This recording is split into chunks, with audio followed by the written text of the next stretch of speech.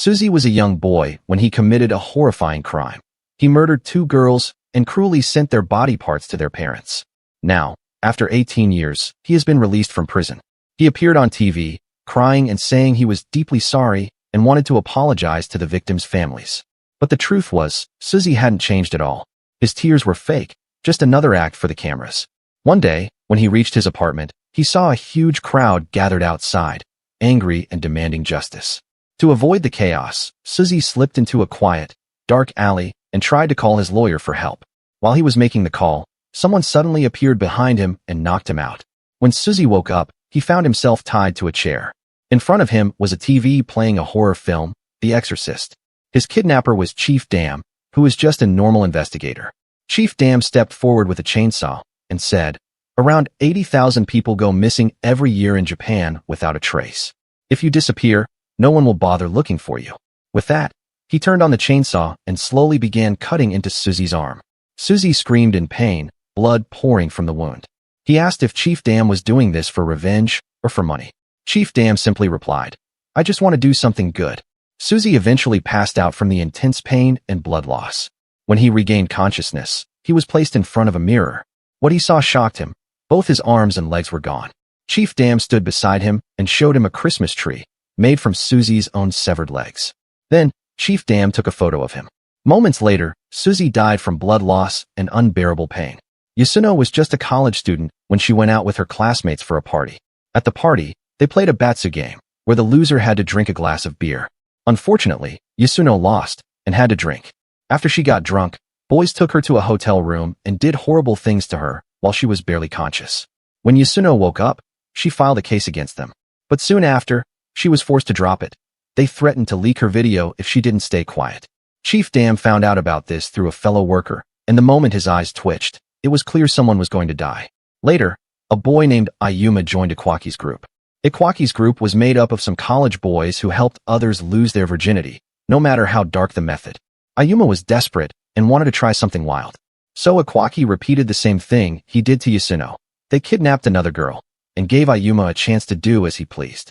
But there was a condition. If Yuruma ever found a girl he liked, he had to share her with the group. Eventually, Yuruma fell in love with a co-worker.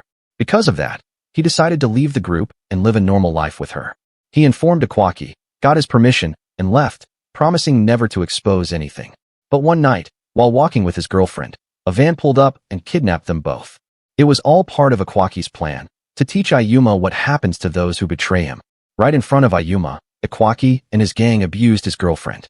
Afterward, broken and devastated, she tried to end her life, but failed. When Yuruma found out what had happened, he lost control. He stormed into the group's hideout with a hammer and killed every last one of them. Ikwaki tried to escape, but Chief Dam appeared and blocked his way. Later, Ikwaki woke up in a dark place. He was naked and tied to a table. Chief Dam stood before him, holding a cross covered in sharp spikes.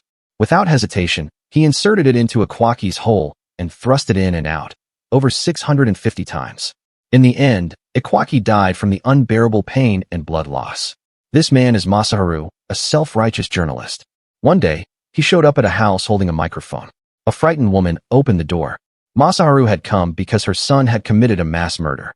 Without knowing the full truth, Masaharu falsely reported on live television that the woman had abused her son and that her mistreatment had turned him into a killer. Though none of it was true, Masaharu spread the story everywhere. Unable to cope with the judgment and hate from society, the woman ended her own life. She also had a daughter. The girl was seen crying, clutching her mother's photo, when Masaharu arrived again, this time insulting her mother, calling her a poison who raised a murderer. At school, another situation was unfolding. A group of girls was bullying their math teacher, and the leader of this group was Masaharu's daughter. One day, the teacher, pushed to the edge, accidentally shoved her in self-defense. Soon after, Masaharu stormed into the school and accused the teacher of physical abuse. Even without solid proof, he broadcast the story live, demanding strict punishment.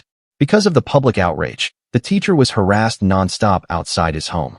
Overwhelmed and hopeless, he killed his wife, and then took his own life. Later, it was discovered that the teacher had left behind clear evidence on his laptop, showing how he was being bullied by students. When this was revealed to the public, the same girl who had led the bullying, Masaharu's daughter, was now being labeled a murderer. Crushed by the hate, She eventually ended her life too. When Chief Dam learned that Masaru only reported one-sided stories and misused his position, his eyes twitched. You know what that means. One day, while Masaru was driving, Chief Dam kidnapped him. When Masaru woke up, he found himself tied to a chair with Chief Dam standing in front of him. Without saying a word, Chief Dam poured acid onto Masaru's face. Then, he forced him to drink acid, which burned his throat and silenced his voice forever. Masaru died in agony, drowning in pain. One day, Chief Dam was commuting to work by train. On board was a man named Oga, someone who deeply hated both children and women. During the ride, a young mother stood nearby holding her crying baby. Annoyed by the noise, Oga began criticizing the woman, accusing her of being inconsiderate and disturbing everyone.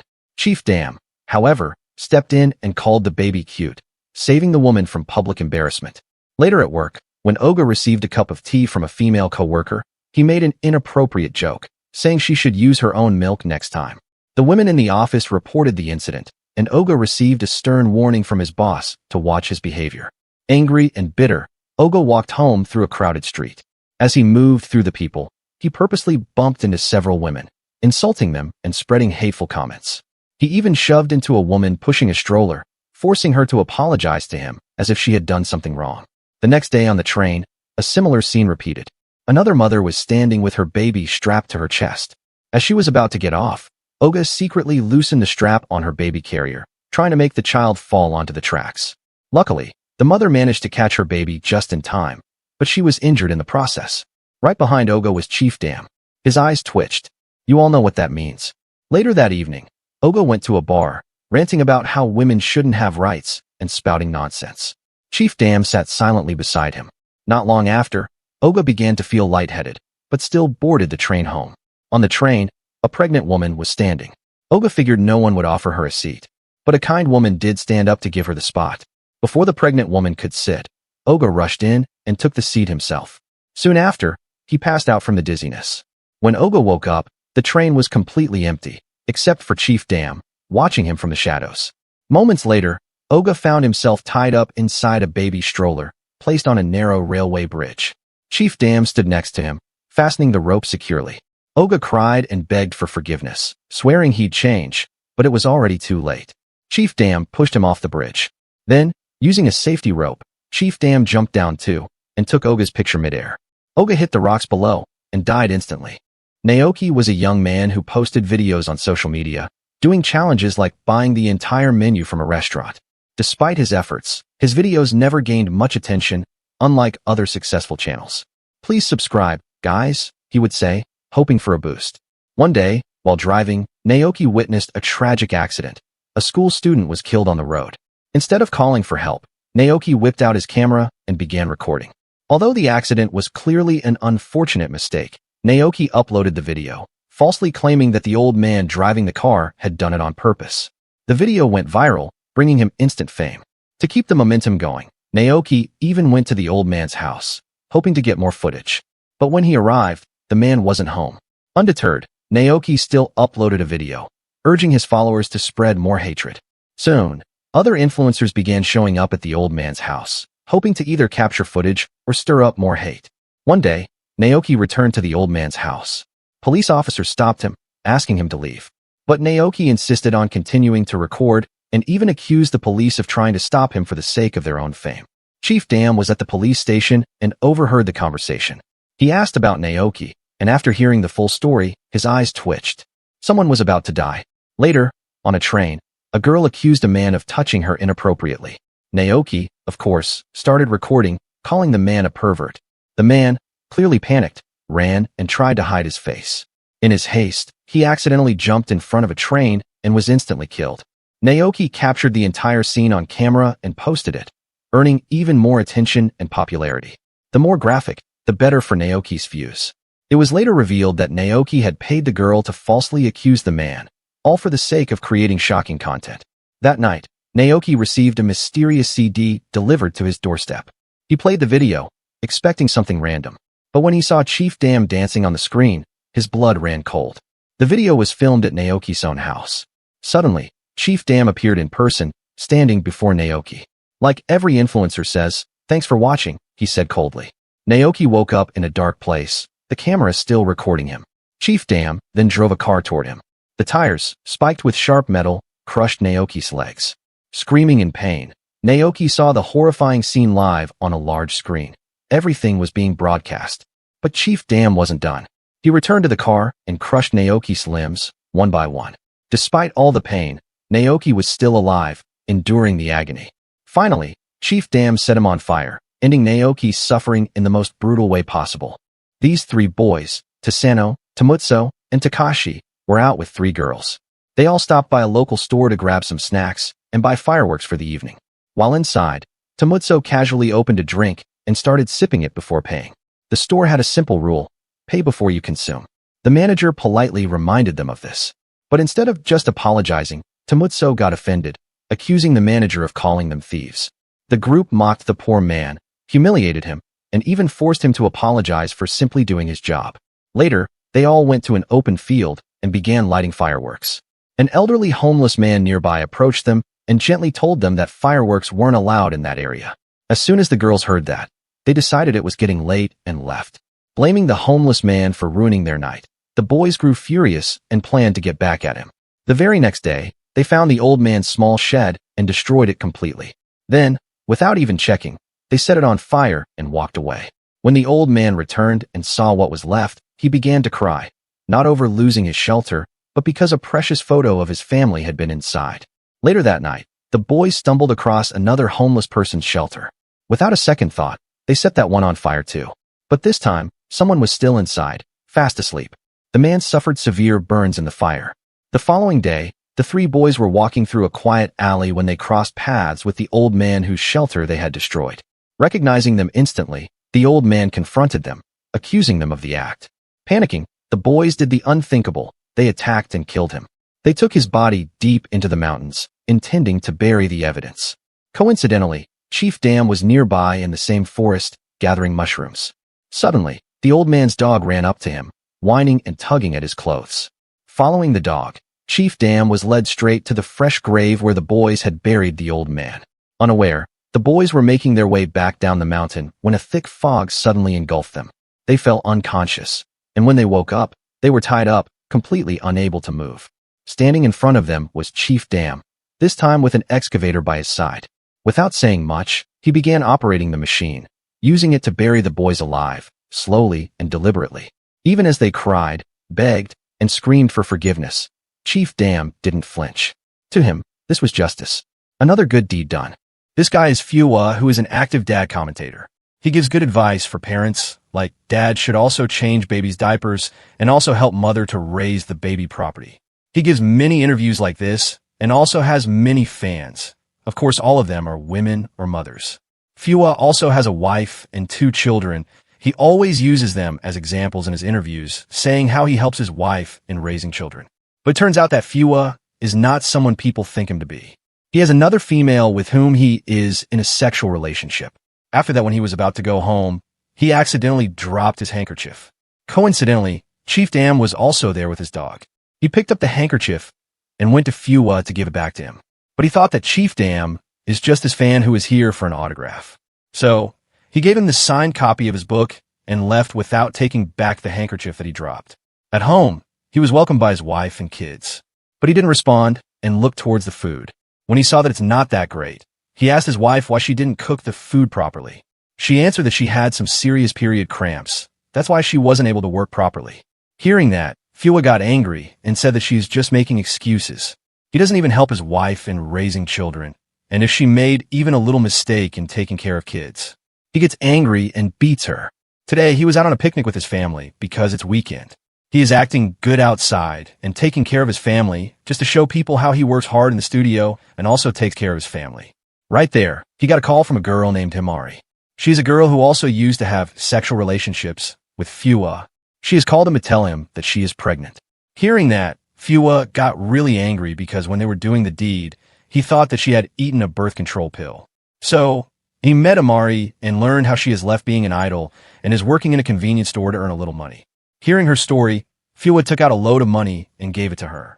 He asked her to abort the baby and never contact him again. Himari took the money and left with a smile. After 10 months, when Fuwa was about to leave the studio, Himari was standing outside with her baby. She took Fua to her room to explain everything that happened. She said that she was about to abort that baby as he suggested, but when he reached the hospital, she felt the baby moving in her stomach and decided to give birth to the baby. But Fua thought that she was doing all this for money and threw a load of money at her, asking her to not come to him ever again. Himari picked up the money from the ground, which made him sure that she is doing this for money. But he got shocked to see that she was giving the money back to him. She told him that she called him here not for money, but to give the money that she took from him to abort the baby 10 months ago. Seeing that, Fua got really angry and started beating her.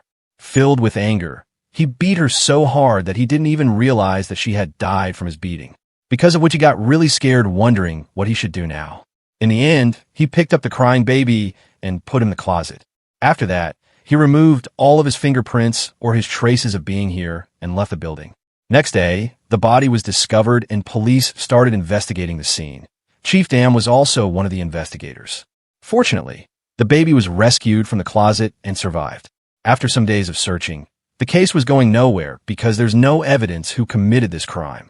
One day, Fua was talking about this incident in an interview, saying how bad this incident is and blah blah. But suddenly, Fua talked about how the baby was found in the closet. These words of his made Chief Dam's eye twitch. This happened because police or investigators never told anyone that the baby was rescued from the clothes. In the next moment, a ninja appeared in Fua's resting room and kidnapped him. When Fua woke up, he was in a water tank completely tied up. The tank was filling up slowly with water. In front of him was the Chief Dam standing. After a little, Chief Dam stopped the water because the tank was almost filled. When Fua asked Chief Dam why he's doing this to him, he answered that he had tortured and murdered Himari. When the Chief Dam was about to start pouring in the water again, Fua himself admitted all his crime. It turns out that Chief Dam also knows how Fua abused his wife physically and kids mentally. When Fua asked him if he was doing this for revenge, he said that he's just a cop, a killer cop. With that, Chief Dam opened up the water supply, which caused him to drown. In the end, Chief Dam took Fua's final picture and completed the punishment. After that, all the crimes of Fua started coming up on TV, and everyone learned how bad of a person he was. Some days later, Chief Dam went to a mountain with his team to enjoy vacations. There, his colleague asked him about his girl type. Chief Dam answered that he was once in love. He said every time he saw his love, his heart started beating intensely. His colleague asked him about what his love is doing now. Chief Dam answered that his love died in a crime. In a nearby room, a chairman of some big company was bullying one of his employees. When Chief Dam and his team heard the noises, they immediately went to that room and arrested everyone. Unfortunately, the chairman ran away in the forest. But this was his biggest mistake, as Chief Dam found him and shot him with a face gun. This causes him to sleep off of the mountain, because of which he died. After that, when Chief Dam and his team was going back, he looked toward his hands and said, "Oh my love, I wish I could have killed you myself." Nanam is a high school student who really loves his teacher because he is handsome, but she thought that she ugly and he'll never love her. As today is Valentine's Day, Nanami left a chocolate with a note on which her number is written inside his table. At night, when Nanami was thinking that she'll never get a message from Takamura, a message arrived on her phone. When she checked, it was Takamura thanking her for the chocolate. From that moment onward, they both started messaging each other like they were lovers. But one day, Takamura asked her to send nudes. At first, she was shocked seeing the message, but in the end, she sent him. But Takamura's demand kept on getting worse and worse. One day, when Nanami checked Takamura's computer in school, she was shocked to see that there were many folders with different girls' names. It turns out Takamura has already done the same thing with many other girls, trapping them with his sweet talks and then getting their naked photos. Seeing the situation, Nanami reminds him that he called her different from other girls. So Takamura said that he was just trapping her to get her photos and also called him ugly. She can't even do anything because Nanami's mom works in a hotel that is owned by Takamura's brother. If she reports him to the police, he will kick her mom out of the work. Hearing all that, she got so heartbroken that he went to a mountain to commit suicide. Meanwhile, Chief Dam was also on the same mountain. And guess what? He's here to buy this whole mountain. Now we know how he gets space and money to punish all the criminals up until now. Bro is damn rich. Suddenly, Nanami jumped from the cliff. Chief Dam saw that and jumped in the river to save her. After surviving, Nanami asked him if he's an angel. Chief Dam answered that he might be a demon. With that, Nanami was taken to the hospital where her mom thanked Chief Dam for saving her daughter. Right then, Takamura also came running to the hospital asking about the health of Nanami. In the room, when Nanami tried to find her phone in which all her photos are, she wasn't able to find it. Meanwhile, Chief Dam and Takamura were talking. When Takamura asked him where he's headed, he said that he's going to Tokyo. Unfortunately, the road was blocked and it will stay like that for 2 to 3 days. So, Takamura showed generosity and asked Chief Dam to stay in his brother's hotel for that time. In the hotel's bar, Takamura was talking to his brother about everything he did until now. And the phone that Nanami lost is also with Takamura. He talked about everything that he did to Nanami and other girls. Coincidentally, Nanami's mom, who was here for her work, heard their conversation and talked to them. She said that she will report to the police and left. But there's someone else who also heard everything. And that someone is Chief Dam. When he heard everything, his eyes twitched. At night, Takamura was going to the school because he had to remove all the evidence from his computer. When he reached there and turned on the computer to do so, an anatomy dummy moved and kidnapped Takamura. He woke up on a mountain where Chief Dam was burning marshmallows. Chief Dam gave him 2 choices. First is folk dancing and second is burning to death. Hearing the choices, Takamura started shouting angrily. In the end, he ran out of time without giving any answer. So, Chief Dam brought gasoline and poured some of it on Takamura. With that, he tied him with a chair and brought him to the end of the cliff. Now Takamura realized that Chief Dam will not listen to his normal begging. He started saying that his dad will give him a lot of money if he'll let him. But Chief Dam said that he doesn't work like that, and also reveals that he is doing this because he overheard what they were saying in the bar. With that, Chief Dam put the guy on fire and asked him to jump in the river if he wanted to survive. But when Takamura jumped down, he died after hitting a rock. In the end, Chief Dam just danced majestically. This chapter begins with a Christmas concert. A team of people were performing and some kids and adults were sitting enjoying the show. At that moment, Mamiya and her team arrived at the scene wearing costumes. While they were cheering each other, a kid came from behind and kicked Kuruda. Because of that, Kuruda got really angry, but he didn't do anything to the kid. Right then, Santa Claus arrived at the scene. This is none other than our majestic Chief Dam. Kuruda saw him and called him Chief Dan and said that he's looking great. Hearing that, Chief Dan rubbed his chin and said that he's no Dam, but Santa Claus from Finland. Chief Dam is in character. He sat at a table to meet with people. Everyone stood in a line and met with Chief Dan one by one. They took selfies, got presents, and made some wishes.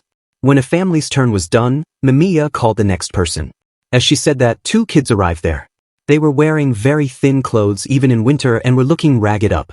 The Chief Dam didn't say anything and gave them 2 bags of candies. They immediately grabbed the candies and ran away from Santa Claus. After some running, they sat down in the middle of the crowd and started eating like they haven't eaten in years. After finishing the candies they got, the girl grabbed her little brother's hand and decided to get in line again to get more candies. But before they got there, Mamiya appeared in front of them and offered them hot tea. At that moment, the girl hesitated for a while and then they ran away without taking hot tea. Mamiya asked them to stop, but they didn't listen and kept on running. Right then, Mamiya heard 2 girls talking. They were talking about those 2 kids from Onodera's place. The other girl asked if those 2 are going to be okay. When Mamiya heard that, she came in front of them and said that she's Mamiya from the Metropolitan Police Department. She asked them to tell her about those kids. One of them answered that she and Onodera go to the same preschool, but they're not close friends. She said that she heard those kids' mothers used to be single, but her boyfriend, who recently moved in with her, she heard that he's abusive to those children. Even though it's the middle of the winter, the sister and brother were locked outside naked. People always hear a young man shouting inside. And the bruises on the mother's faces are most likely from the boyfriend. The chief also heard all that and at that moment, his eyes twitched. We know what's going to happen now. At night, Mamiya was walking with her team. Chief Dam is also here. While Kuruda was saying that he's tired, he noticed that Mamiya looked sad. He guessed that she's thinking about those kids. Mamiya heard and realized that Kuruda also heard everything she learned from those ladies. Kuruda noticed that those kids were wearing thin clothes in this cold winter. They were also really skinny, and their hair was unkempt. Mamiya said that she just turned this case over to the person in charge of jurisdiction. She said that they'll take care of it as soon as possible. Hearing that, Kuruda said to her that she already did as much as she could. So now they should leave. Right then, Kuruda invited Mamiya to dinner.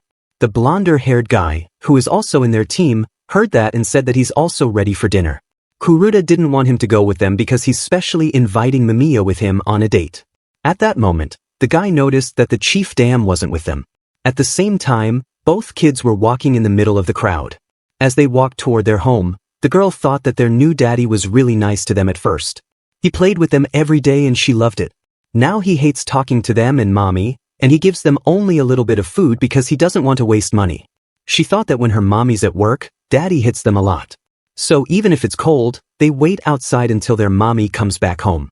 As she was thinking that, we saw that both of them were sitting outside of their house wearing very thin clothes. The girl tries her best to make her little brother happy. At that moment, their mom arrived there. When they saw her, they immediately ran to hug her. Then, mom and both kids entered their house. Inside, a guy named Toshi, who is unemployed, was sitting. He was eating chicken comfortably. When he saw them, said that they're late. Mom immediately said sorry to him and told him that the store was bust and she was asked to work overtime. Hearing that, Toshi moved his hand forward like he's asking something. Onodera saw that and took out her monthly salary from her bag. She gave that to Toshi, and as Toshi received that, he separated a very little money from it and gave it to Onodera, calling it her living expenses. Onodera took the money and after hesitating for a while, she said that Riku doesn't have any more diapers, so she needs a little more money. Hearing that, Toshi threw the leftover bone from the chicken in the trash bin and suggested that she should just leave the diaper on for a couple of days. This will save them money. Onodera heard that and told him that Riku had diaper rashes lately, so they can't leave the diaper on for long. Suddenly, Toshi got up and grabbed Onodera's hair while calling her annoying. Seeing that, the little girl started trying to save her mom.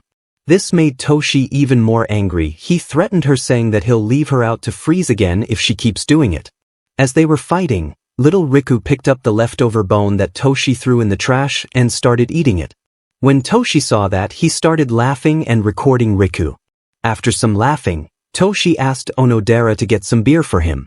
Without a choice, Onodera put some warm clothes on both kids, getting ready to leave the house to get some beer. But as they left the house, they didn't notice Santa Claus standing behind them. Between the three of them, only the little girl saw Santa Claus. As soon as she saw him, she realized that this was the real Santa Claus. The girl didn't say a word and just left with her mom. The next moment, we see Santa Claus was going somewhere while dragging his bag on the road. From that bag, the blood was constantly pouring out, making the road red. Onodera bought the beer and came back to him, but when they entered, Toshi was gone. The money that Onodera gave to Toshi was on the table, and the house was completely fine. As Onodera was wondering what happened, someone knocked on the door. She hesitantly opened the door and saw Mamiya standing in front of her.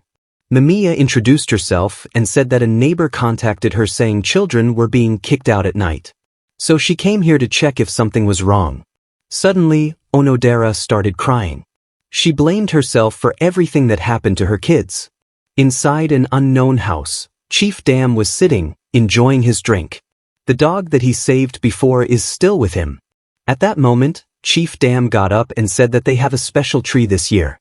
He asked the dog if he wanted to see it. As he said that, he moved toward the wall and opened up the curtains. From the window, we saw that Toshi was hanging outside. The snow was falling, but Toshi was wearing nothing but a diaper. Right then, Chief Dam noticed that Toshi was trying to say something. Chief Dam moved forward his ear and heard that Toshi was trying to ask for help. He was shivering really hard. He wasn't able to talk properly.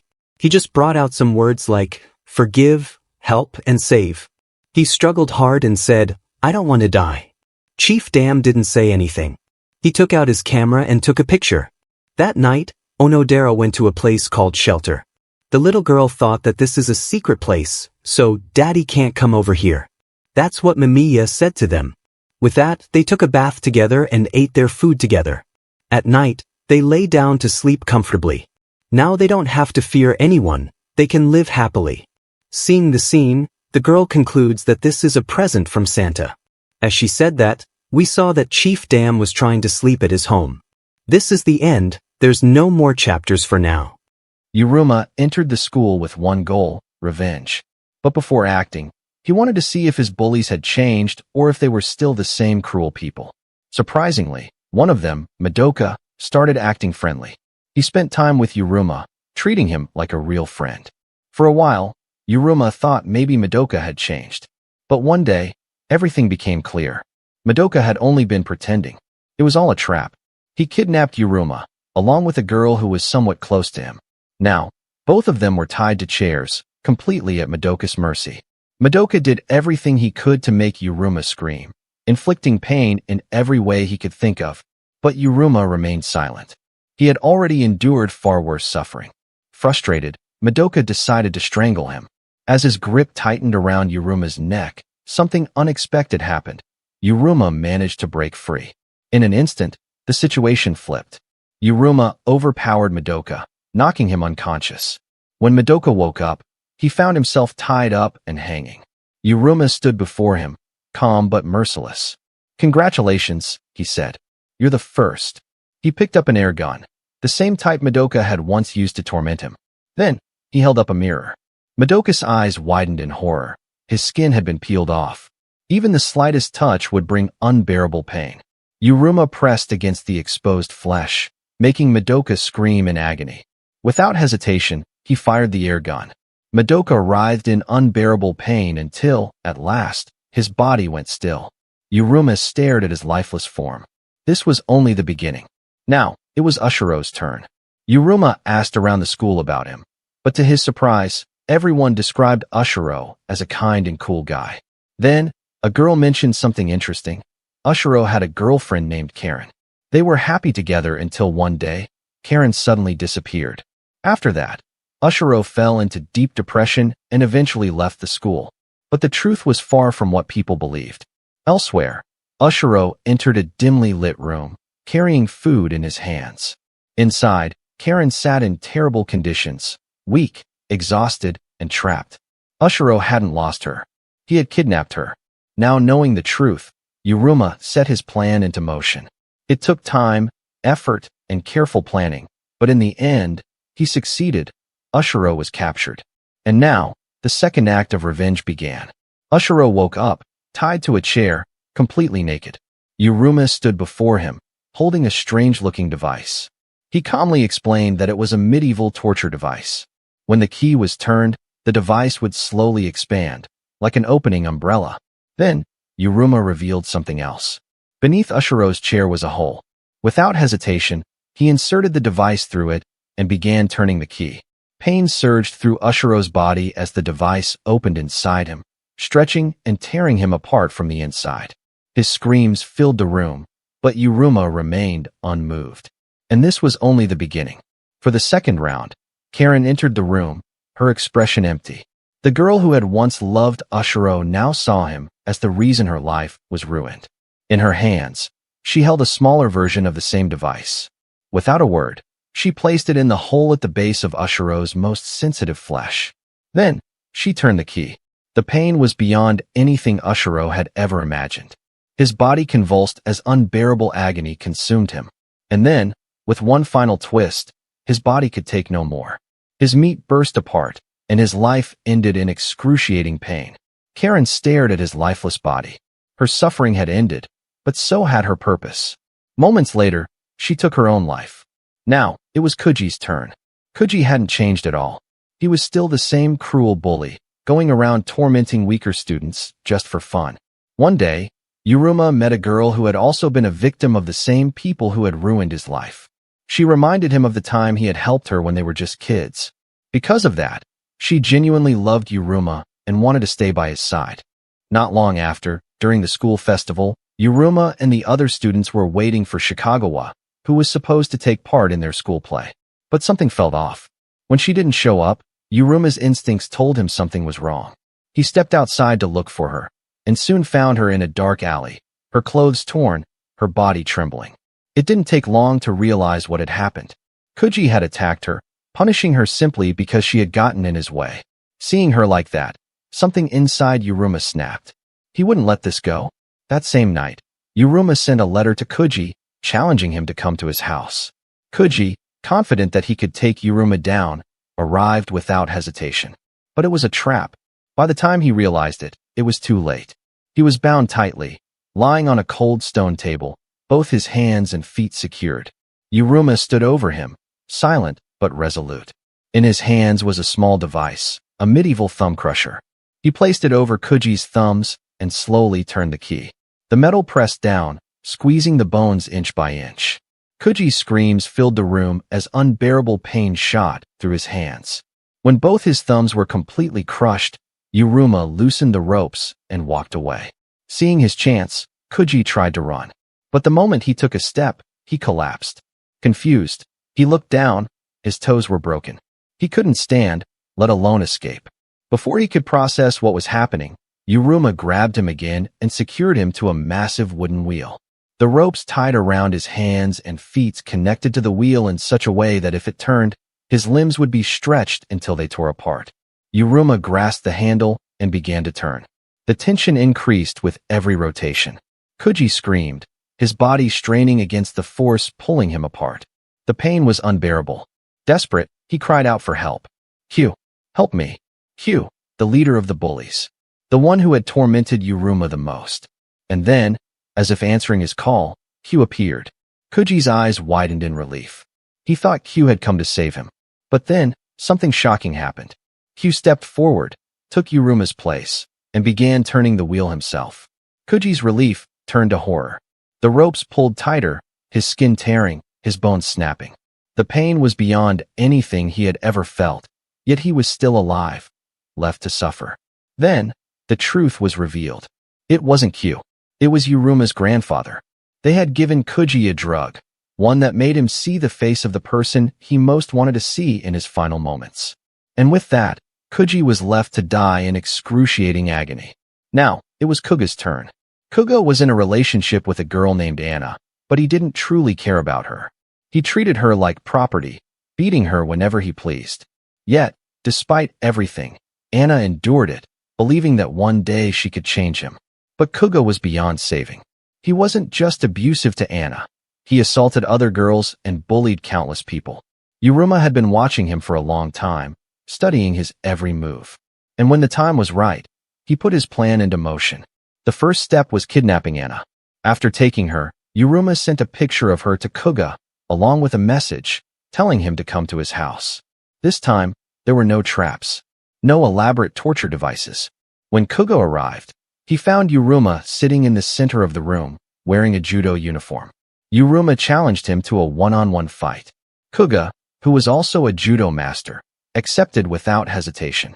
But by the time the fight ended, Kuga lay on the ground, completely broken, his body bruised, his strength gone. Then, Yuruma brought out a barrel. It was filled with water and live shrimps. But that wasn't all. There was fire burning underneath, heating the water. Without a word, Yuruma forced Kuga inside. As the water grew hotter, the shrimps started attacking his body, eating away at his flesh. Kuga thrashed and screamed in agony, but there was no escape. Yuruma left him there and stepped out of the room. But when he returned later, something was wrong. The barrel was empty. Kuga was gone. It turned out that Anna had freed him and taken him to a nearby shed, trying to treat his wounds. But instead of being grateful, Kuga betrayed her. He overpowered Anna, violated her, and then killed her. When Yuruma entered the shed and saw her lifeless body, he broke down in tears. "This is my fault," he muttered, guilt washing over him. But before he could process it, Kuga attacked from behind, tying Yuruma up with ropes. Now helpless, Yuruma endured Kuga's brutal punches, his body aching from the beating. But then he saw something. A knife lying on the ground nearby. With a sudden burst of strength, Yuruma lunged forward, grabbing the knife and cutting himself free. He didn't hesitate. Grabbing a large stone, he smashed it against Kuga's head. Then again, and again. Yuruma was filled with pure rage. He wouldn't stop. He couldn't stop. Kuga had to die. Suddenly, the sound of footsteps echoed outside. Right then, an officer burst into the house, his eyes widening in shock as he saw Yuruma, drenched in blood, standing over Kuga's broken body. But Yuruma didn't freeze. Without hesitation, he strangled the police officer and killed him. As the body hit the floor, Yuruma muttered under his breath, "One more person left." This story begins at a store called Kamami's secondhand bookstore. A girl chooses a book and asks its price from the shopkeeper. The shopkeeper answers by asking her how much she's willing to pay. The girl answers that she's willing to pay 3 months' worth of her salary. Hearing that, the guy opens a secret door and asks her to come inside. There, another man is sitting, reading a book. Seeing that a client has appeared, he quickly cleans the room and makes space for the client. After seeing him, the girl asks the shopkeeper who he is. When the shopkeeper answers that he's just a freeloader, Tora gets angry and reminds him that he's his partner. The shopkeeper doesn't care about him and asks him to go and watch the shop. But Tora refuses to go, saying he also wants to listen to their conversation. After some more bickering, they finally decide to hear what the client has to say. She starts by telling that the detective who takes care of her during a certain case tells her that if she can't endure it anymore, she should consult with someone in this bookstore. Then she starts her story. 7 years ago, she was a single mother who was looking after her son who just turned a year and a half. She was just doing her daily work when someone rang the doorbell. She asked who it was and the person answered that he was a delivery man. After opening the door, she took the package and wondered who sent it. She checked the box, but it had no sender information on it. Right when she turned around to put down the box, the delivery man grabbed her from behind. The girl was about to shout for help, but the delivery guy showed her a knife, asking her to not make a fuss if she doesn't want to die. With no other choice, the girl had to obey. But then the worst happened. Her little son arrived there. While walking, he fell down and started crying. Annoyed, the guy grabbed the kid from his mouth, opened the window, and threw him out. The woman immediately ran to check on her son, saying they're on the 4th floor. But the delivery guy didn't let her. He pierced her stomach a little with a knife and then started doing his deed. He had his fun with the woman while she was bleeding. On that day, she narrowly escaped with her life, but her son died. Tora and Kamami are really angry after hearing her story. The woman continues, saying the semen left inside her body became the evidence and that guy was arrested. But on the same day, because he's a minor, he wasn't charged with a serious crime, and then last year, he was released. The woman is really angry because her child died, but that person is still living a carefree life. She says that what he did to her is unforgivable and asks Kamami to be the agent for her revenge. Hearing that, Kamami tells her that he's not doing this job to put food on his table. Whether to accept the job or not, it depends on his mood. Right then, Tora gets up and says to Kamami it doesn't matter what his mood is. He says that the Avengers for hire like them exist for people like her. Kamami says that this isn't the job they'd accept without any hesitation. They were about to bicker with each other further when the woman started talking. She says that she sees her child in her dreams every day. Her son keeps crying and whenever she desperately tries to reach him, she can't for some reason. With tears in her eyes, she says to Kamami that she's sure her son's still crying. At night, the man who did wrong with that woman was throwing out the trash. As he lit up his cigarette, Tora and Kamami appeared beside him. Without saying a word, Tora punches the guy in the face. The guy immediately takes out a knife to threaten them, but it's no use. Tora grabs his hand and forces him to throw away his knife. Then he moves his arm and a knife appears out of his sleeves. He uses that to inflict a large cut on the man's face, and as the man falls to the ground, he is about to finish him. Right then, Kamami stops him, asking him to go according to the plan. Hearing that, Tora angrily points at Kamami and asks him how he can still keep on being nonchalant about it. Tora asks him if he even listened to the client's story. Kamami answers that he's acting like this because he listened to the client's story. He says to Tora that he's being excessively empathic right now. While they were talking, the man slowly gets up while holding his face, that was dripping blood, and starts to run away. Seeing that, Tora says to Kamami that it doesn't matter. He says that he's only alive just to kill the kind of scum like that this man is. At that moment, when Tora turns around to follow the man, Kamami brings out a taser and tasers the guy. He immediately falls unconscious and then Kamami turns to Tora. He tells him that if he's just going to kill, then he's not Avenger, but a killer for hire. In the next scene, the man was tied up to the chair, completely naked. His face was still bleeding and his eyes had a big tape on them, blocking his sight. Tora and Kamami are also here. Kamami puts up gloves and has a table in front of him with a lot of different tools. Because the man starts to shout in panic, asking them who they are. Kamami picks up a cutter and moves toward him. Then, he holds his neck up a little and gives him a little cut. This cut severs his vocal cords and now the man can't make any noise. Kamami asks the man how it feels not being able to cry or scream for help. A van is also present in this room, and the woman is seeing everything from that van's window. After severing the man's vocal cords, Kamami uses a knife and slowly starts to cut man's balls. The man tries to shout in pain, but he can't. After cutting off his balls completely, Kamami holds them in his hands and tells the man that from today his production factory closes. The man suffers a lot, but can't do anything. At that moment, Tora questions Kamami why he took the man's balls. Tora says that the man will suffer and eventually die. He says that he was about to do the same thing. He says that they don't have to become scums themselves to be Avengers. Kamami just asks him to not question his way of doing things and goes back to dealing with the man. He asks him if he likes Romance of the Three Kingdoms. Kamami tells the man that he likes the Zuhao Dun, who's a Wei military commander. In one of his battlefields, Dun's eye got shot by an arrow. But he can't tolerate discarding the eye he got from his parents. So he ate his own eyeball. Saying that, he opens the man's mouth and tells him that to be a man, he should also do the same thing. As he says that, he forcefully put the balls that he just cut into the man's mouth. He asks the man to eat it up as it is a production factory that he got from his parents. Tora couldn't see the scene and immediately looked away. He assumes and says that the client's deceased child might be reminding Kamami of his daughter. He asks him who is being excessively empathic now. Instead of answering, Kamami walks toward Tora and grabs him from his face. Immediately, Tora also takes out the knife that is attached to his sleeves.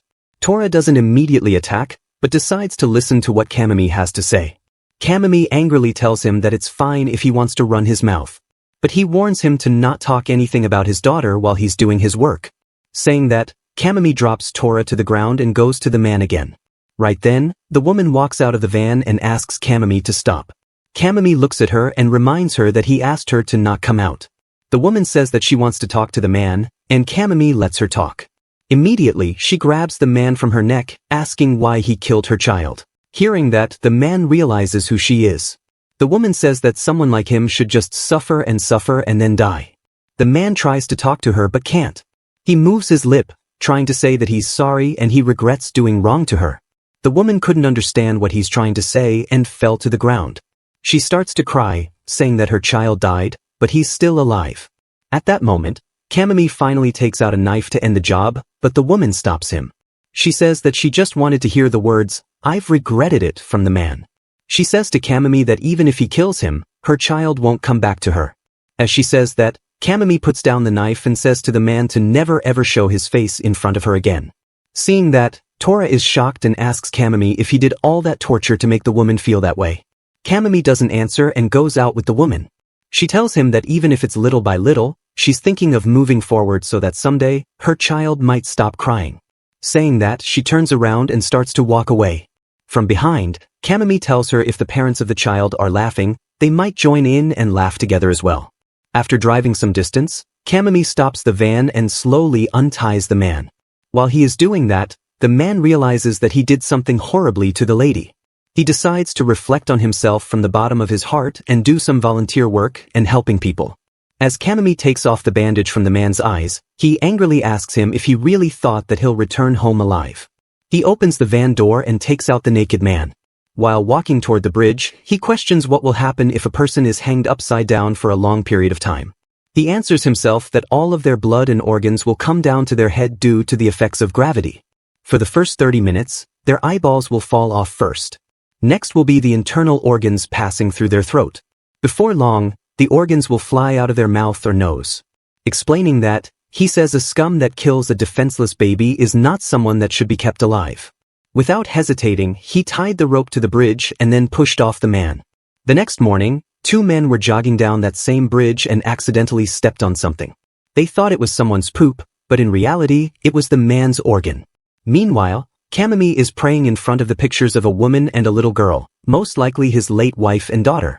While he is praying, Tora, sitting behind him, calls him a depressing man because he is burning an incense stick so early in the morning. Kamami doesn't look behind and says to Tora that he thought he was sleeping.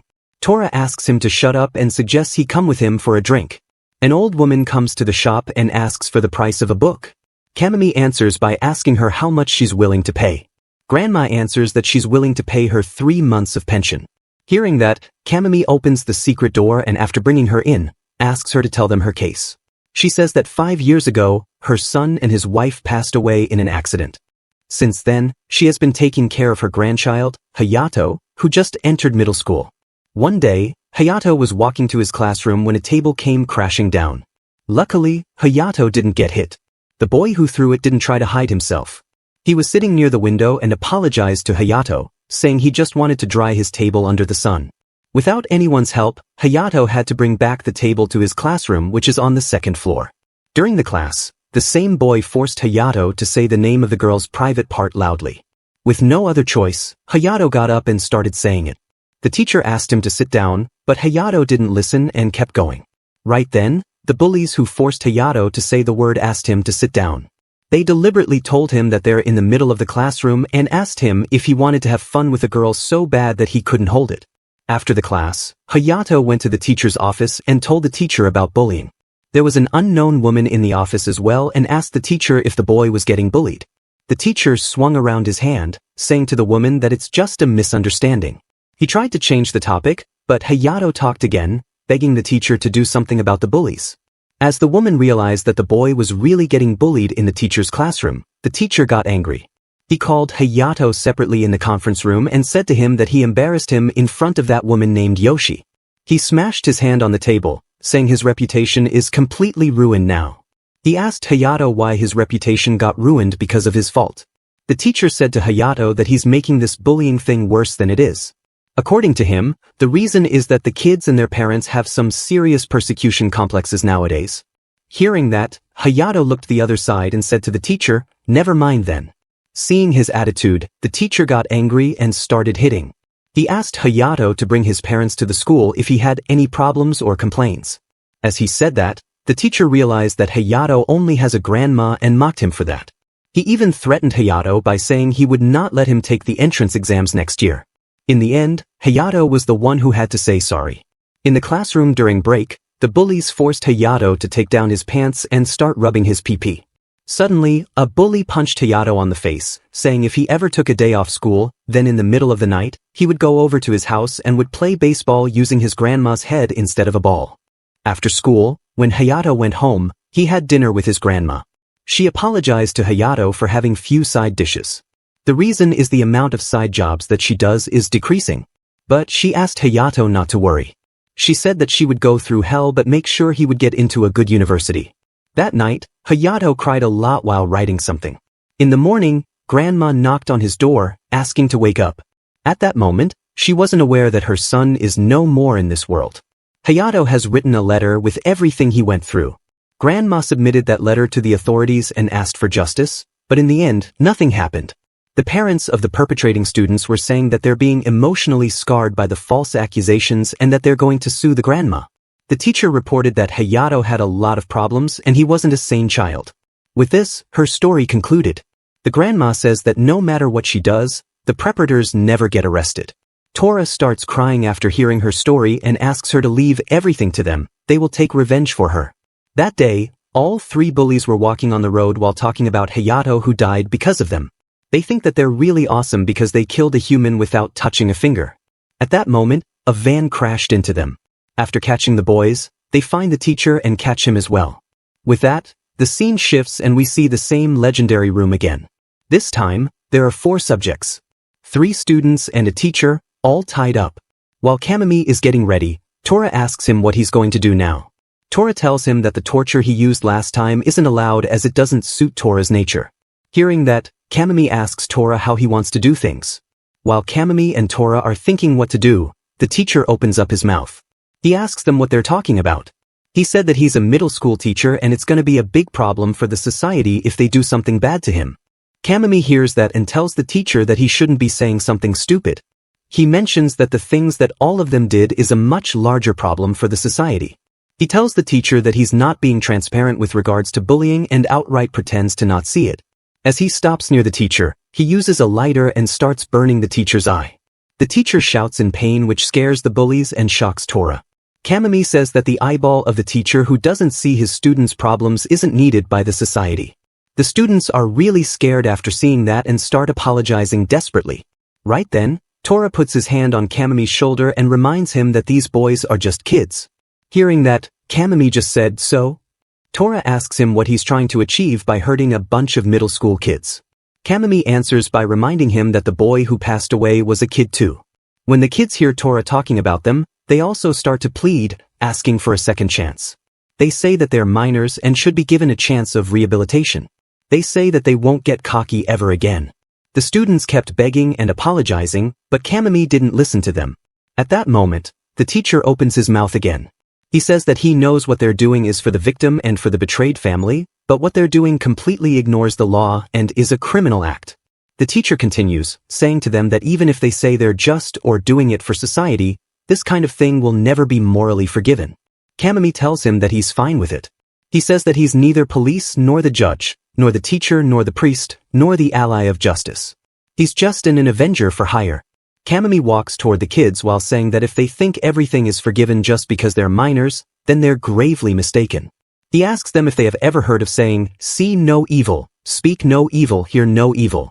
The next day, news reporter was reporting that within the grounds of the middle school where a suicide occurred due to bullying, for individuals, 3 students who they believe to be related to the case and a homeroom teacher, have been found lying on the ground. She says that all 4 of them aren't in any life-threatening condition, however, all of them had their eyeball burnt and their vocal cords as well as their ear canals cut off.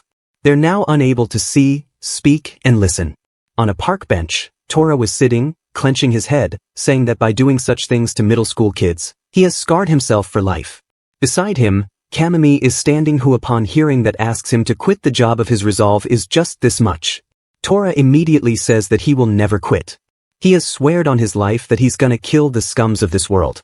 But he will never be able to imitate Kamami's cold-bloodedness. And he doesn't plan to imitate it either. Suddenly, Kamami says that humans are weak. He says that no matter how much they resent or how much they want to kill the other party, they're unable to cross the line. Most of the humans are like that. And then they would have no choice but to go on living bearing the hatred and pain. For then, every day would be living in hell. That is why, Kamami and Tora, who have already crossed the line, will be their substitute in carrying it out. At that moment, Grandma arrives there and says thanks to both of them. When Kamami didn't say anything to her, Tora shouts, asking him to say something. Kamami says to Grandma that next time, she can come over to his shop and read some books. In the next scene, a guy is completely tied up and is lying in the tub. Then, cement starts to pour on his tub, starting to bury him alive. The guy shouts a lot, but no one is there to help him. 9 days earlier, a person came to the bookstore asking for Kamami. Tora immediately went to the warehouse and tells him that a Yakuza is here to meet him. Kamami went with him to see who it was. After seeing the guy, Kamami calls him Uncle.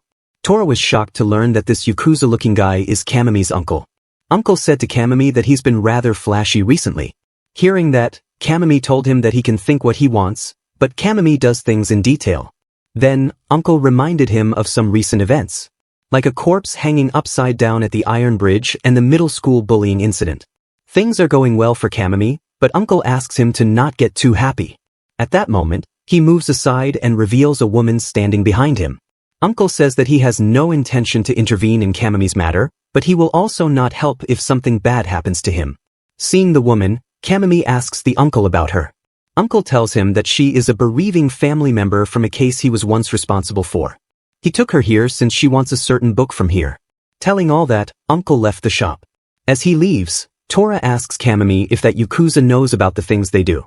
Kamami tells him that his uncle isn't a Yakuza but a detective. Tora can't believe that his uncle is a detective because no matter how he looks at him, he just feels like he's a Yakuza. After clarifying that, Kamami and Tora finally decide to listen to what the girl has to say. The girl explains that her father passed away when she was little. Her mother, her sister who's distant to her since she was 6 and her, the 3 of them live together. The girl mentions that what she is about to tell them isn't something she heard from his sister directly, but from the detective. One day, her sister was surrounded by some boys, trying to get closer to her. At that moment, a man arrived at the scene and helped the girl. He was a big man so he was able to scare off the people who had surrounded her. After saving her, the guy invited her for a cup of tea. Thinking that this man is a good person, the girl followed her for tea. After entering the shop of the man's friend, the girl was shocked. The same people who had surrounded her before are sitting in the room. Before the girl could do anything, the man locked the door from behind. Then, they all pinned her down to do bad things to her. According to the preparator's testimony, the girl was a virgin. Within the time span of 8 days, 4 guys had raped her for at least 100 times. They confined her inside one of their friends' house in fear of being found out. The sister begged for them to free her and let her go home, but they just laughed at her, getting amused by her desperation. The girl was beaten for no reason, got raped by the 4 guys whenever they wanted. The girl had no chance of fighting back. Her face had swollen several times bigger and eventually, She started cramping and then stopped moving. Realizing that she had died, guys buried her body in the mountain. The incident was brought to light when one of them was arrested in a different case. But the principal offender was not prosecuted due to the lack of evidence. That man is the son of a fellow policeman. There's been rumors saying that evidences were destroyed. The girl said to Kamami that she doesn't think this is something forgivable. The girl tells Kamami that during meals, during sleep, or when she's awake, during conversation with people, her sister's swollen face always comes to her mind. Her sister suffered until the moment she passed away. So, the girl requests Kamami to kill that man after making him go through the same amount of suffering. That night, the man walks out of his apartment and closes the door. Right then, Tora appears in front of him. The man thinks that Tora is a burglar and immediately grabs his collar. Without saying anything, Tora brings out his knife from his sleeves and cuts the man's finger. While the man was looking at his finger, Kamami appears behind and put a bag on his face. He immediately tights the bag around the man's neck. He held the bag like that until he passed out. In the next scene, man woke up in the legendary garage, completely naked and tied up. His legs were opened with chains, his arms were also tied to the long pole, making him unable to fall forward nor stand straight. There's a chain around his neck as well that is constantly pushing him forward. Still, instead of getting scared or begging for freedom, he kept on asking them to not underestimate him. He said that when he would be free, they would die. While Kamami was heating a big rota, Tora opened his mouth. Kamami asks him if he is going to lecture him again like he always does. Tora says no and mentions that he feels like puking each time he hears things done by these kinds of people. But this time, it was special. The things this guy did to that girl are not those of a human. So this time, Tora asks Kamami to play with this guy to his heart's content. Because the man also heard all that, he started desperately asking who was going to do what with him. Kamami was almost done heating the road and said to the man that he heard that he shoved foreign objects into the back of the female victim. So this time, it's gonna be his turn. Before the man could say anything, a shiver ran through his body. He shouted and cried in pain as a hot rod entered his back. This scene reminds of a scene from Redo of Healer. My rod or this rod? But this guy didn't have any choice. He endured the hot rod for a while and then Kamami took it out. Seeing the scene, Tora looked away wondering how Kamami could stay so composed while doing things like these.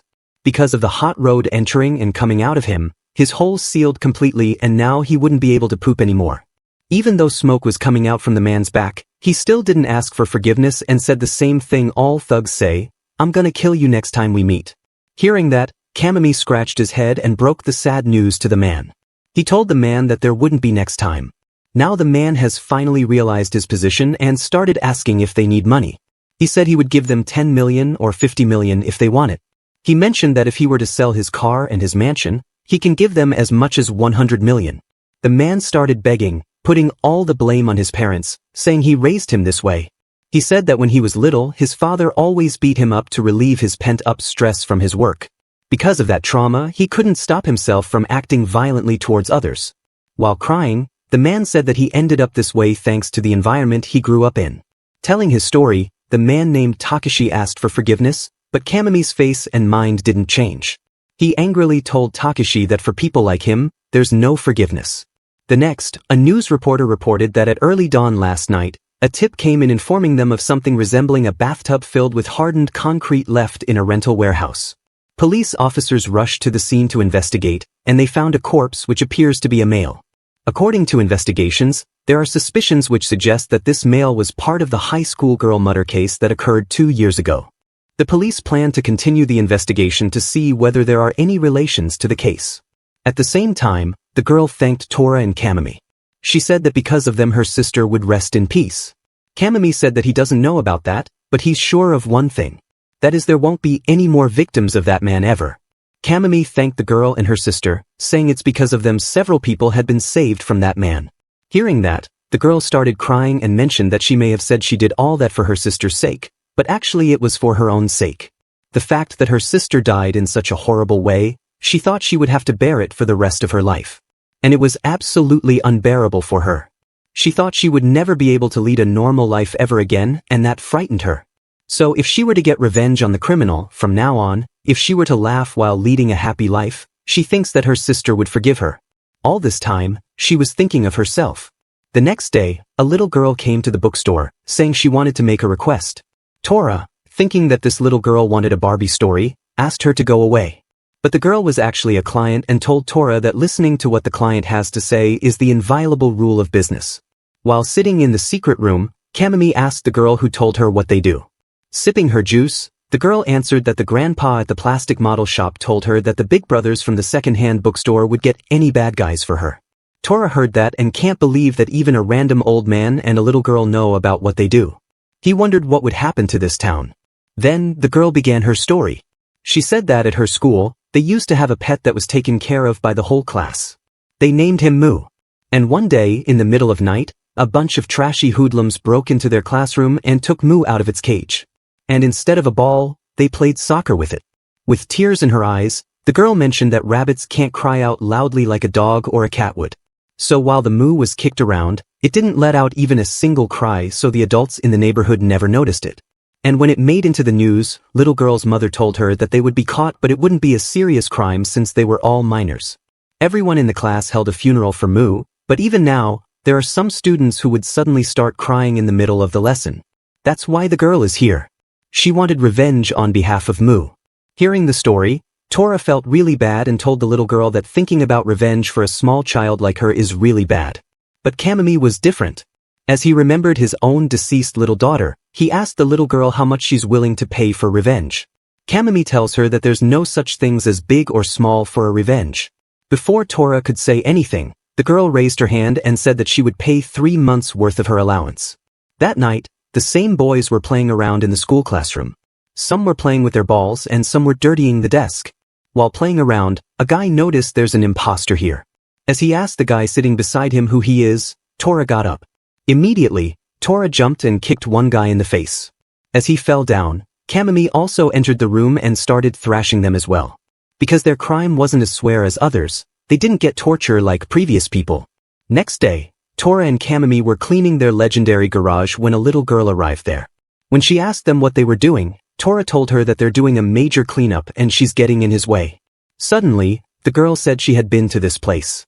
It turned out that this girl is Kamami's daughter's friend. When she was little, she came to this place with Rina, Kamami's daughter. Realizing that this girl is Rina's friend, Kamami put his hand on her head. After that, the scene shifts to a house where a girl was looking in shock as her mother and father suffocated her grandpa. A few days earlier, the little girl came to the bookstore again. She said that she had brought a customer for them. This is the girl we saw earlier. The little girl said that this lady lives near her house. The lady mentioned that she heard from the little girl what they do here, and said that she needs their advice on something that happened half a year ago. The woman was preparing a meal with her mother. The mother told a boy named Takashi that he should come home early today. She's holding a celebration party for his acceptance. As they were talking to each other, the doorbell rang. They checked the door and an old woman entered the house. In the present, Mai, who was telling the story, was disturbed by a man. The man asked her what she was doing in this shop. Mai answered that she was only buying a book and left the shop with the man, unable to complete her story. When she left, Kamami asked the little girl if something happened to Mai. She answered that someone has taken over her house. Meanwhile, the man asked Mai how much she revealed. She said that she was only buying a book, nothing more. Hearing that, the man mentioned that big sister didn't tell her to go buy a book. For doing something unnecessary, the man asked her to be prepared for the penalty. When she reached her house, she was welcomed by an old lady, whose neck had a cover around it, meaning it's injured. She told Mai that her mother, Setsuko, also committed a blunder like her. She dozed off in the bathroom, earning her a penalty. Satsuki apologized, saying she's still not used to waking up at 5 a.m. But the old lady didn't care and said to Mai that she would be punishing her, that would be her penalty. With no other choice, Mai moved toward her mom, slapping her in the face. Seeing that, the old lady asked her to slap harder, and she did just that. Mai's penalty is to slap her own mother 20 times, and Satsuki's penalty is to get slapped by her own daughter. While Mai was slapping her mother, the old lady turned to Takashi, who was sitting on the ground. She asked him how the transaction of that large sum of money was going. Takashi answered that the other party will arrive at 2 p.m. tomorrow and they've decided on a location for the transaction. The old lady praised Takashi for his fast work, and then reminded him that her body is in this condition because of him as well. At the same time, the little girl told Kamami that Takashi injured a person while he was on a bike. Because of the after effects, Mai and her family are suffering now. Meanwhile, Mai was still slapping her mother. At that moment, Mai's father entered the house. He ignored his wife and daughter and went toward the old, greeting her. The dad took out an envelope that had his monthly salary and gave that to the old lady. Accepting the money, the old lady asked him how his body was doing. He told her that he's a bit drowsy, but he's already used to it. The old lady mentioned that it must be hard on him to work so hard at this age. She said that he would need to endure this for a year more and then he would get retired with increased retirement money. After that, the old lady said that he would come under her son's company. The father was about to say that it would be hard for him, but the lady didn't listen. She said that her son runs a large organization that controls a whole area. She grabbed his tie, bringing him near her and said that he wouldn't have to do something bad under her son. Bringing him closer to her face, she whispered to him that he's like her family since he came inside her. Bro, what the hell? When the father said that he had no choice because she forced her, the lady called it a lie, saying he's just making up things after doing it with her with such intensity. The old lady threatened the father, saying if she refused her orders, she would reveal everything to his daughter and mother. At that moment, the 20 slaps were finally completed. Immediately, Mai apologized to her and asked her if she was fine. Bleeding from the mouth and nose, Satsuki smiled, saying it's fine because it's her own fault. She said that they have to endure all this together so that person does not abandon them. That night, Mai was shopping for something. But suddenly she felt dizzy and all of the things from the basket fell out. As she sat down to pick them up, Kamami was also in front of her, helping her. While picking up the items, Mai told him that her whole family is doing as that old lady says. She asked Kamami for help and then left the store. She didn't explain properly because there's always one person keeping an eye on her. Soon, Mai reached her house. For some reason, police officers were standing there. One of them said that the person of this family has consulted with them. They asked for Skaky, who's this old lady. The police officer asked her how she became acquainted with this family. Before she could talk, the father explained that an accident happened because of their family member which injured her, that's why they are looking after her. Hearing that, the officer turned to Satsuki. Seeing her injured face, he asked her what happened. Mai quickly raised her hand, seeing she was the one responsible for that. When the officers asked her why she did that, Satsuki lied that her daughter is in her rebellious age and did all this. Realizing that this is a family matter, they decided to forget about it and asked something else. The police officer asked about the thing they heard from the grandpa that their family is in trouble because of a bicycle accident. At that moment, Skaky talked, saying that the incident was settled out of court and there's no need to worry about it anymore. As the police officer was about to leave, saying they can't get involved in their family matters, the grandpa walked out. He pointed at Skaky and said that she was lying. Before he could explain, Satsuki dragged him away, muttering that it's the time for his medicines. In the end, the officers left the house without further investigation. After that, because the grandpa called the cops, it's time for the penalty. Not only for the grandpa but for the whole family. That night, Kamami appeared outside of Mai's house. Seeing him staring at the house, two guys came to him, asking him what he was doing in front of someone else's house. While the two were keeping him distracted, another man appeared behind him holding a bat. He smashed Kamami's head with it. But instead of falling, Kamami turned around and punched the guy in the stomach. With one down, he grabbed the second guy from the neck. However, before he could choke him, another person appeared behind him and tasered him, making him fall unconscious. The whole time, the little girl was watching. After that, they brought Kamami inside the house and revealed that Mai was once caught talking to this guy at the supermarket. Mai immediately said that she just asked about some books. Abaldi has already gathered all the information about Kamami and declared that he's just a stalker. In the end, Skaky asked them to throw him to where they had thrown the grandpa. They tied up Kamami and threw him in a storeroom. Then, Skaky and her goons sat together, having a meal and watching TV. One of them asked when they were going to off that guy. Skaky answered that as soon as possible. Meanwhile, the little girl came running to the second-hand bookstore. She told Tora, who was closing the shop, about what happened to Big Brother Kamami. At the same time, Mai opened the room where Kamami was thrown. She apologized to him and said that he was the only one she could rely on, but now it's too late. It turned out that after killing the grandpa, they buried him under the floor. Mai didn't untie Kamami and just left while apologizing. But she didn't realize that Kamami was hiding a blade the whole time. Soon, the thugs were done eating and decided to deal with Kamami. One of them asked the Baldi to go and prepare the bathroom while they gathered the tools. In a room, both of them were gathering tools, minding their own business. Right then, Kamami appeared and grabbed one of them from the eyes. Then, he hit him in the neck with his phone, making him feel a lot of pain. At that moment, the other guy noticed that and jumped to Kamami. He ran toward him and tackled him down to the ground. But Kamami was still calm. He grabbed the guy from the ribcage and started breaking his ribs one by one. After dealing with him, Kamami headed toward Baldy. Before the Baldy could react, Kamami kicked him in the face, smashing his head to the wall. Then he headed to the main hall where Skaky was smoking comfortably. Seeing him, Skaky acted quickly, offering him the position of her successor. Soon, Tora also broke into the house. But when he arrived, Kamami had already tied up all the thugs, while the family was standing on the side. Kamami just glanced at Tora and then walked to Mai, saying that he wants to do something about these guys. Mai and the father quickly bowed down, saying to Kamami that he doesn't have to bother himself with cleanup, they would do it themselves. Hearing that, Kamami decided to leave the 3 goons behind for the family to deal with, while he took Skaky away. In the next scene, Tora was operating an excavator while listening to the weather report. The report said that in the Kanto region, there will be thunderstorms that will last until dawn.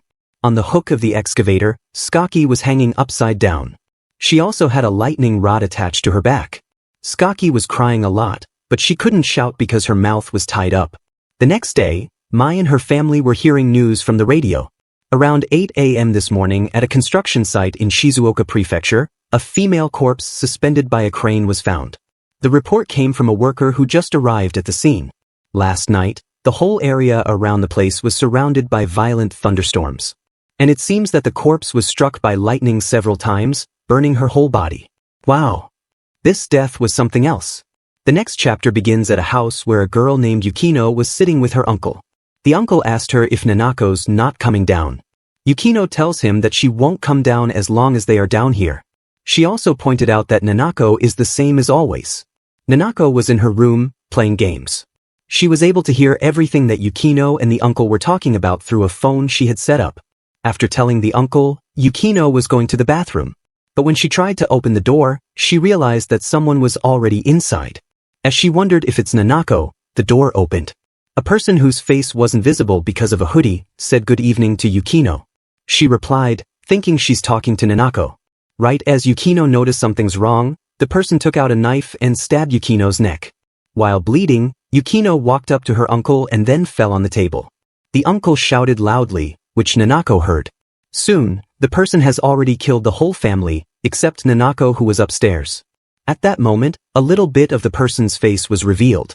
As the person walked up the stairs, Nanako heard footsteps and said that she didn't recognize those footsteps. When he entered the room, Nanako had already hid under the bed. The person walked around, grabbed something to eat and watched a movie on the laptop. Nanako had to stay still under the bed for quite a lot of time. After the person was done eating, he grabbed a picture of Yukino and Nanako. Then, he took off his pants and started beating his meat. After releasing the stuff, he used that same stuff and stuck the picture on the wall. Next, he started playing games. The next day, a news reporter reported that around 8 a.m. this morning, at a house belonging to Kaisei, a company employee, in Narama District, Tokyo, 3 individuals were found murdered and they are Kaisei, his wife, and his niece. All 3 victims were slashed by a sharp knife-like object. At the scene, they believed that there would be a great amount of evidence left by the criminal. A few weeks later, Nanako was at the second-hand bookstore. She chose a book and asked Kamami for its price. Kamami asked her how much she was willing to pay. The next moment, Nanako was sitting in the secret room with Tora and Kamami. But Nanako didn't say a word and kept tapping something on her laptop. Soon, Tora asked her what she was doing on her laptop. In response, Nanako turned the laptop toward them. After Nanako and Tora read the paragraph she has written, they realized that Nanako is the survivor of a recent Narama district case. They realized her request was to find the culprit and punish him. Kamami mentioned that even though the culprit's fingerprints and bodily fluids were found on the crime scene, there's no specific suspect yet. Nanako heard that and said that she would lure the culprit. She mentioned that after the incident, she took up an alias and made an account at an SNS site. While pretending to be her own friend, she started spreading false information. The information was that she saw the culprit's face. She also lied that her memory was fuzzy after the incident, but lately, she's able to recall bit by bit. Tora heard that and asked her why she came to them. She could have gone to the police. Nanako said that if she had gone to the police station, and they had done a psychiatric examination on the culprit and the result said that he's of unsound mind, then he wouldn't receive a serious punishment. With that, they made their plan. Nanako said that she would post on Essence from the second account that she's going to a movie with herself. And then she'll just waste time aimlessly before coming home. Nanako said that she would upload a post with GPS on, which would reveal her location. And by estimating the time, when the house is empty, he'll break into her room. And when she would return, the culprit would attack her. Saying that, she left the house. As they thought, the culprit was hiding near the house. Tora and Kamimi were sitting in Nanako's room. After some time, Kamimi called Nanako, asking her if the culprit made any move, and she answered no. Hearing that, Kamimi thought that the culprit wouldn't just come on the first day, and decided to leave. But right then, the glass door broke and a person entered wearing a mask. Kamimi quickly picked up a hammer and hit him on the face. As the person fell down, he grabbed Tora's leg. He then took out a knife and slashed his leg. Quickly, the person got up and tried running away. However, he just took a few steps when Tora grabbed him and pushed him on the ground. Then, he kicked the man in the face. Right at that moment, Kamimi smelled something. He looked at the gas pipe and saw that it was cut open. It turned out that while falling down, the person cut the gas pipe. Kamimi immediately asked Tora to get back. As he said that, the man took out a lighter and lit fire, blasting the place. Soon the smoke settled and we saw that the room was a complete mess. Tora and Kamimi both suffered some minor injuries and the person managed to escape. The next day, Kamimi was sitting in the bookstore with his uncle. The uncle asked him about the culprit features. Kamimi told him that the culprit's height was around 175 centimeters, he was somewhat thin, had perm hairstyle with a length enough to cover his ears. Kamimi had nothing more to tell. Hearing all that, the uncle told him to stop playing detective from now on. Then he asked him and Nanako. Kamimi told him that Nanako is taking shelter at his house until her request is completed. Meanwhile, outside someone's house, a person was standing. He said in the speaker that he's Sonoda from the Goagawa editorial department. As he said that, the door opened. Sitting in front of a person whom Sonoda called a teacher, Sonoda said that the tension in the air is impressive. Looking at Kamimi's pictures, he said that he's getting hard. Ignoring that, the teacher asked Sonoda if he had heard about the Narama district devilish homicide. Sonoda said yes and pointed out that it is a really terrible case. The teacher then mentioned that the report said that after killing his victims, he ate cup noodles at the crime scene. As he said that, Sonoda's face was finally revealed. And it turned out that Sonoda is the culprit, hearing details about his own crime. He said that the culprit might be crazy for doing all that. One day, Tora saw a woman standing outside of his shop. He asked her if she's a customer. The woman said 3 words, "My mom's revenge." Hearing that, Tora looked inside the shop. Seeing Kamimi, he said to the woman that they should go somewhere else. They went to a restaurant and the woman started her story. She said that 2 years ago, there was news that Tora may have heard.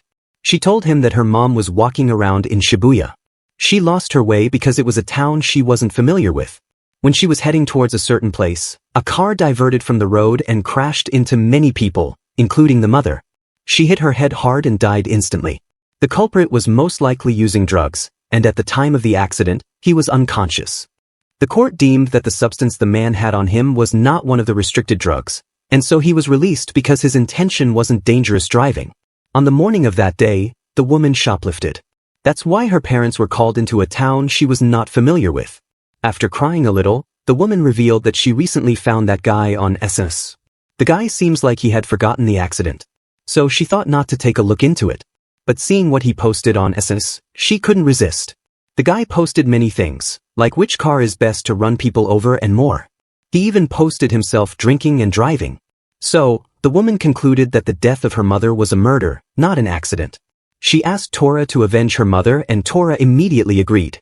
The guy was standing in a bookstore looking at books. Behind him, Tora was also standing, reading a book. His expressions were gloomy as he remembered the day of a middle-aged woman's funeral. Soon, the guy left the store, and as he stepped out, Tora attacked him.